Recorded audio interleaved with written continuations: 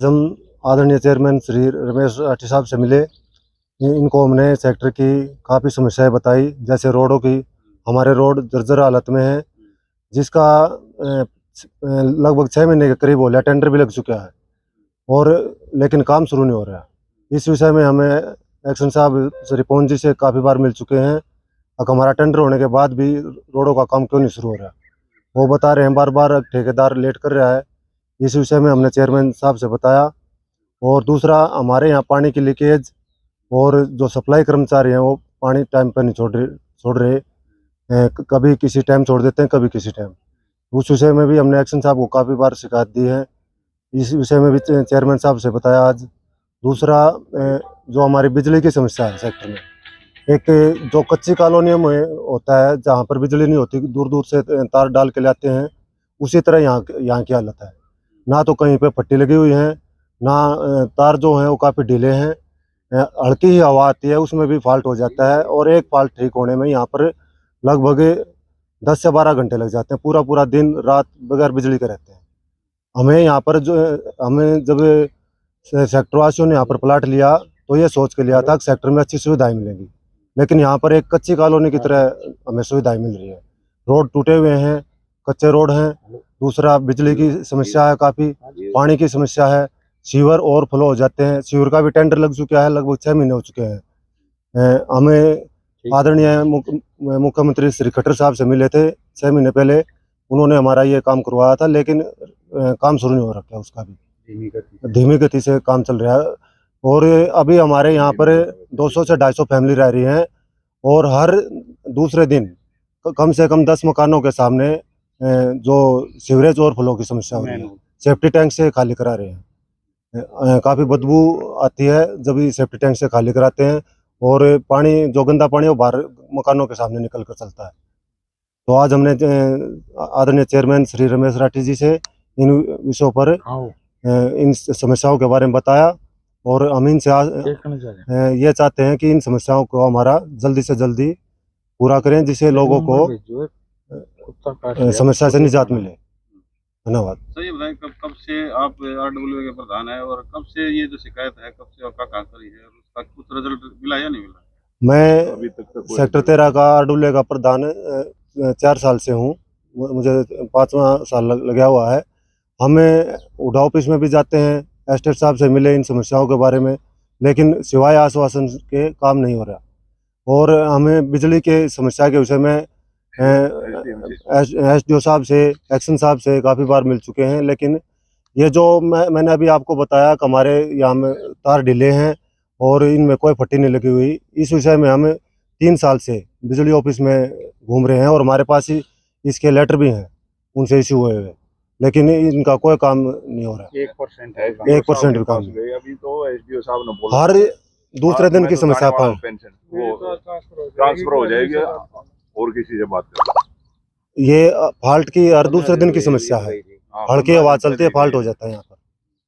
क्या मांग रखते हो आप? क्या हम ये मांग रखते हैं यहाँ पर पीवीसी केबल लगाई जाए, जिससे आंधी वगैरह आए तो उसमें फॉल्ट ना हो।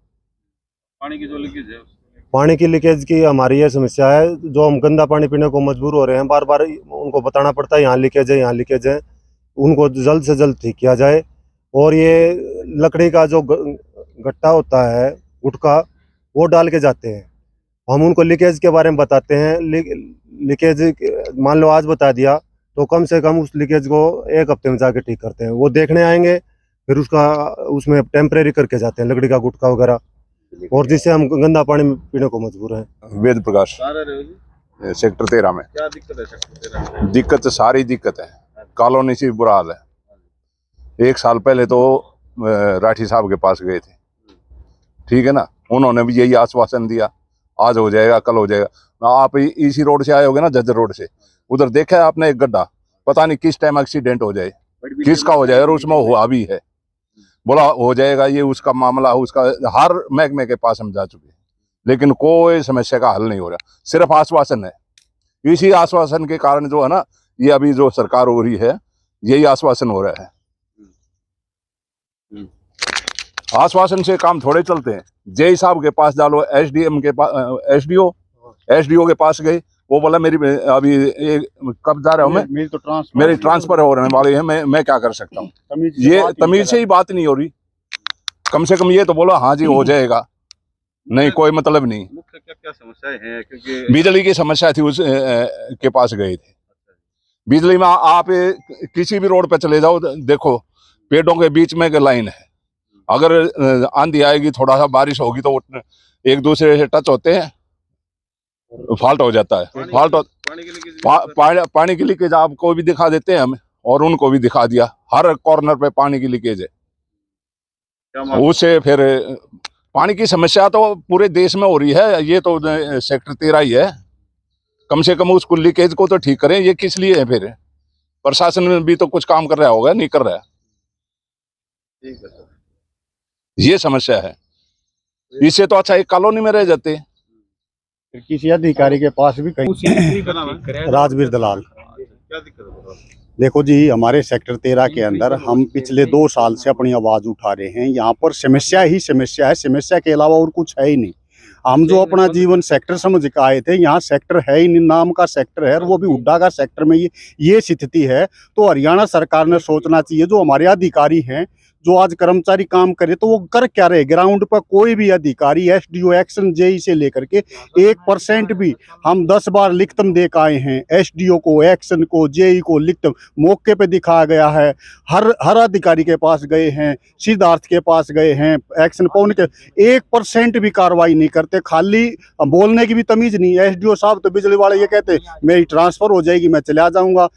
सिद्धार्थ कह रहा है मैं 1.5 साल से सफाई का कर्मचारी का वो लगा रहा हूँ, टेंडर वो रिन्यू होने लग रहा, 1.5 साल से कोई सफाई वाला नहीं।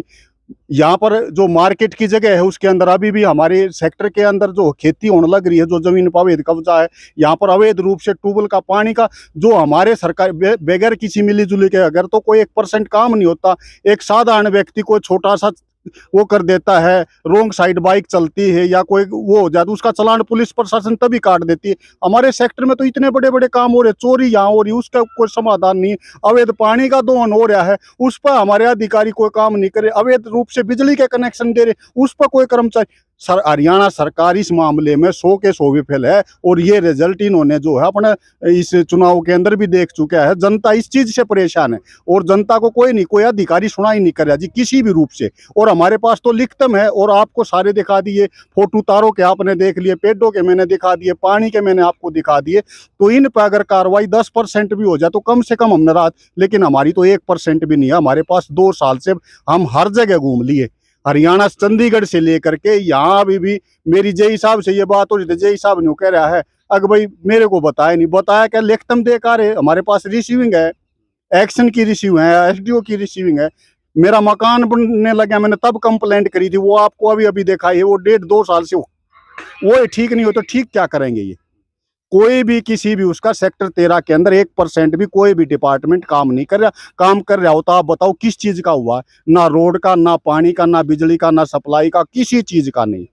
यहाँ पर तो रात न अड्डे बने हुए हैं, यहाँ पर तो रात न लोग आके गाड़ियों में दारू पीते, अय्याशी करते, वो स्थान बना हुआ जो सेक्टर, हमें शर्म आती सेक्टर 13 के बारे में कहते हुए, क्योंकि हम सेक्टर 13 के निवासी हैं आज के दिन। तो ये स्थिति है जी, और हरियाणा सरकार इस चीज पर कोई कार्रवाई नहीं कर रही।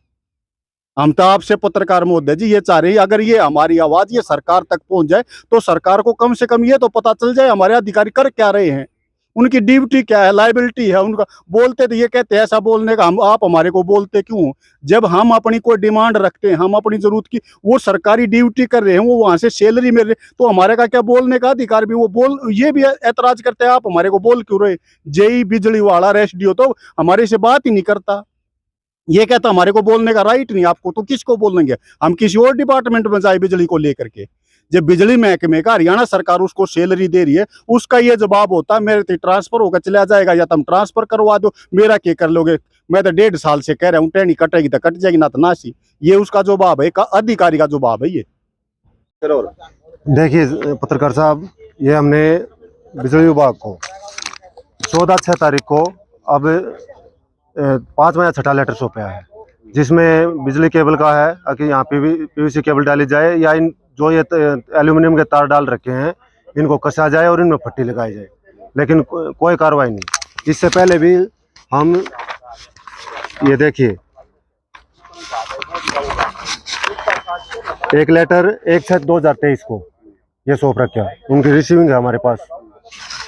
उससे पहले भी हमने ये देखिए 16/5/23 का एक और लेटर है हमारे पास, उसकी भी रिसीविंग है। और ये 2021 की 22 की भी रिसीविंग है, ये रहा 30/3/2022।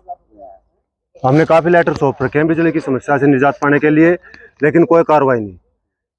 दूसरा, हम एस्टेट साहब को यहाँ पर हमारा सफाई का टेंडर 25/6/2023 को ख़त्म हुआ था, जिसको ख़त्म हुए आज लगभग 1 साल से ऊपर हो गया, दूसरा साल चल गया, लेकिन सफाई का टेंडर की प्रक्रिया बिल्कुल नहीं हो रही। उसके विषय में भी हमें कम से कम 6 से 7 बार एस्टेट साहब को मिल चुके हैं, संबद्ध अधिकारी को, लेकिन कोई कार्रवाई नहीं। बार बार एक ही आश्वासन, मैं कार्रवाई कर रहा हूँ, प्रोसेस चल रहा है, लेकिन 1 साल हो गया हमारे यहाँ झाड़ू लगे हुए, सफाई कर्मचारियों को उठे हुए। दूसरा, मैं अभी पत्रकार महोदय आपको दिखाऊंगा 24 मीटर रोड जो हमारा सेक्टर का मुख्य रोड पे है, उस पर कूड़े के ढेर, जिसके विषय में भी मैंने वीडियो बनाकर एस्टेट साहब के पास भी भेजी हुई है, लेकिन कोई कार्रवाई नहीं। तीसरी समस्या हमारी रोडों के विषय में है, जिसके हमारा टेंडर हो चुका है। हमें माननीय मुख्यमंत्री पूर्व मुख्यमंत्री श्री खट्टर साहब से मिले थे जब ये टेंडर हुआ था सफाई रोडों का और उसका सीवरेज का। अब इसको लगे हुए भी 6 महीने हो गए। उसके विषय में भी हम 2 से 3 बार एक्शन साहब से, जय साहब से मिल चुके हैं, लेकिन उस पर भी कोई कार्रवाई नहीं। टेंडर होने के बावजूद ये काम है।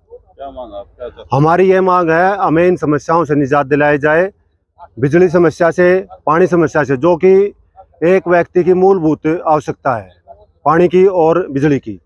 इसके बगैर आदमी रह नहीं सकता, तो हमें इन समस्याओं से निजात दिलाया जाए।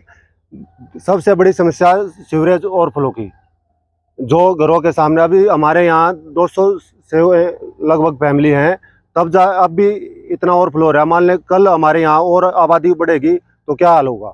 ये हरियाणा सरकार ये कह रही है, हमारे बहादुरगढ़ के एसडीओ एक्शन ये कह रहे हैं कि आम जनता को अगर कोई व्यक्ति, एक साधारण व्यक्ति अगर पानी से मोटरसाइकिल धो लेता ना तो उसका चालान काटती है। और ये एसडीओ एक्शन इस चीज को नहीं देखते। ये 10 दिन से कंप्लेंट कर दी और इतना पानी वेस्ट हो जो जैसे नहर टूट का पानी चलता है।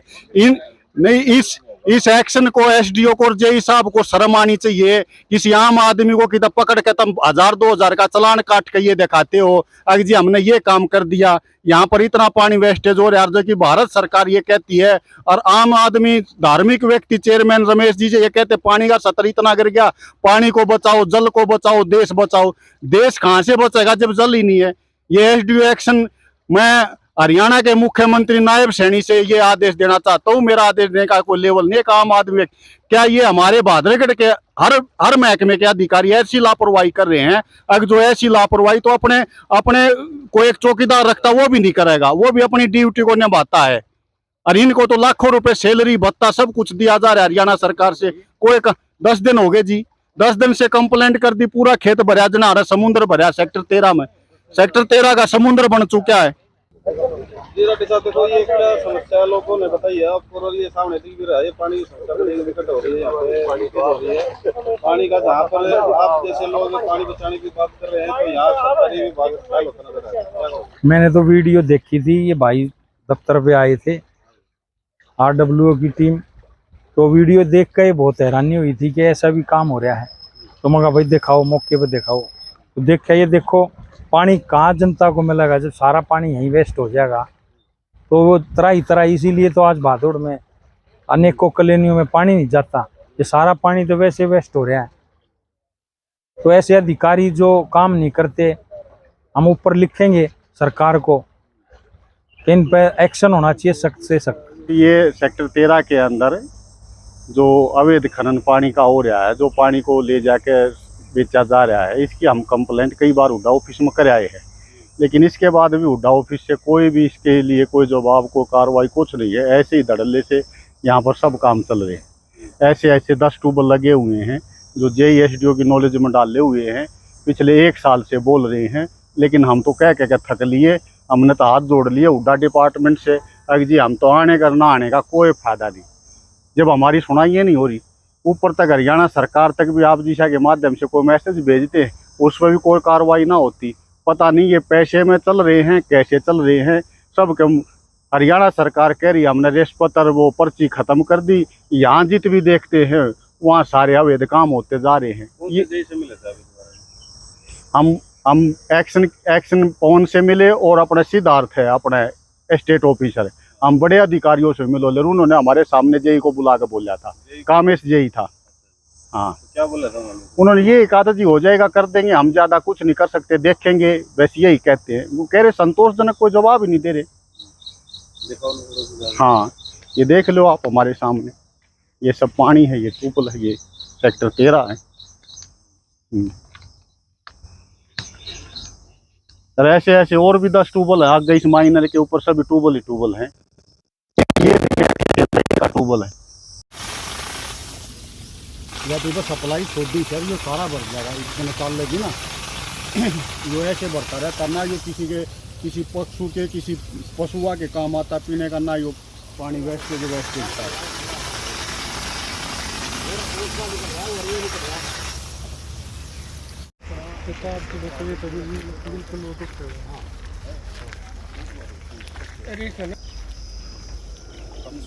हाँ, इसके बारे में हम काफ़ी बार मिल चुके हैं। फिर ये प्लाट को लूट है या वैसे शॉपिंग सेंटर अखबार है, इसको कोई ना ना हो, वो पैसे ले लेते हैं, इनका कुछ कार्रवाई करते ना, थोड़ा ले रखी है, देख पैसे इन्वेस्ट करनी है ना, तो मेरी जगह अगर मैंने